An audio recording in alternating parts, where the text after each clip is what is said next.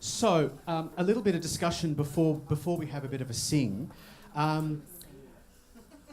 There was absolutely no question amongst the advisory panel that we would include technical work, again, because we wanted the study of musical theatre to be a serious one. I can't tell you how many students I get arrive for first year in the bachelor's program and they cannot sing a C major scale without the piano and stay in tune. So that was real concern to me, and you might say, why is that important? Because it is. So we wanted to include technical work, but we didn't want it to become a heavy, onerous thing. We wanted it to be pretty straightforward, crisp, so 5 to 6 exercises in each grade that were very targeted, that had meaning. When I do technical work with my students, I always like them to fully understand what it is that we're working on and what's the goal. So it's true that sometimes an exercise can just be about warming up and all that sort of stuff. That's fine. But I always like my students to fully understand what it is that they're trying to achieve. So no blind practicing or anything like that. We always know what we're trying to achieve and headed in that direction. So that was certainly part of the technical work. The other part was creating a brand new set of vocalisers.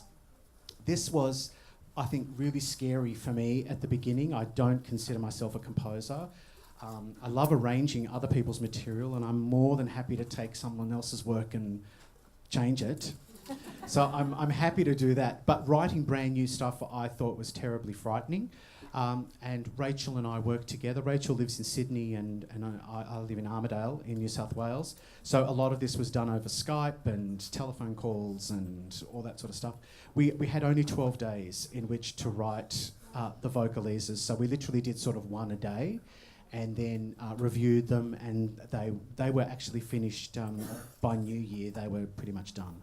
So it was really the first thing in the syllabus that I got to work on. I wanted to create vocalisers that were musical theatre based, so that they really sounded like musical theatre and had similar chords and structure to musical theatre. I wanted them to be fun and engaging. And not long. They're quite short. The shortest one is 30 seconds. The longest one is 2 minutes, a bit over, in grade 8. So they're not long. You will notice on the vocalisers that they come with text or vowel sounds that we've indicated. You are not required, those are suggestion. You are not required to do what's on the page there. You can choose, and I know many of you like certain vowels or combination of vowels, and that's absolutely fine. You can do that. I know lots of teachers who don't like to work with consonants when they're working on a vocalise. I do. Anything that I can do with my students to help propel the sound forward, especially with my young men, I like to do. I find a lot of that sort of humming and consonants help to propel the sound forward, so I like that activity. But as I said, you absolutely don't need to do that. You can choose a vowel that you like, or combinations of vowels or whatever you like, and do the vocalisers with that. So we... Each day that we were working on this, the first 3 grades, preliminary grade 1 and grade 2, we kept relatively straightforward. You'll notice that they're pretty straightforward and nothing complicated. Just nice, simple, beautiful legato singing that's uncomplicated. And that's really what we want. We don't want bells and whistles and weirdness, and just beautiful, simple tone is really all we're looking for.